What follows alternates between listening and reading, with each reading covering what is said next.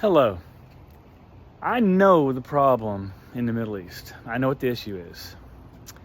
I know when it started, and I know what the Bible says about how it's going to be fixed. It started when Abraham promised a son through Sarah. She was barren, and she even laughed. She told Abraham, she said, it's not going to happen, basically, paraphrase. And she told him, go into Hagar and have a son through Hagar. Well, that son's name was Ishmael, and he became the father of the Arab nation.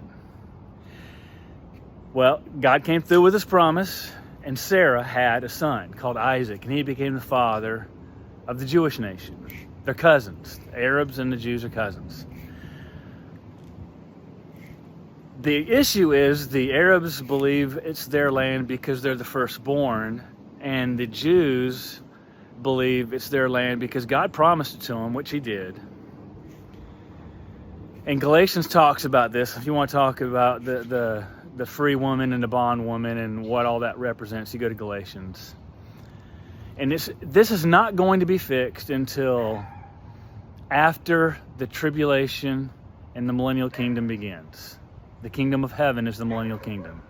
The next thing on the calendar to happen is the rapture. The church is taken out. We're going to go to the judgment seat of Christ in the marriage. And then the 7-year tribulation is going to begin right soon after the rapture, when the Antichrist strengthens the peace accords. Right after the rapture, something happens, and the Antichrist has to honor the peace accords and protect Israel. That's going to begin the 7 years. At the end of the 7 years, Revelation 19, Joel chapter 2, Matthew 24, the second coming happens when Israel repents as a nation.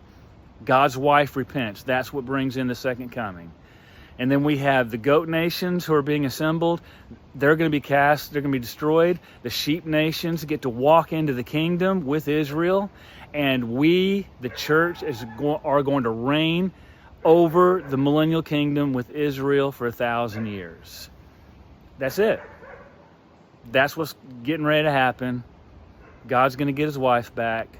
But it's going to be the harshest 7 years, especially the last 3.5, the Great Tribulation, that this world has ever seen.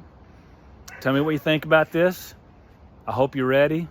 Jesus Christ is the answer, and everybody will live in peace when that happens at the end of the tribulation. Have a great day.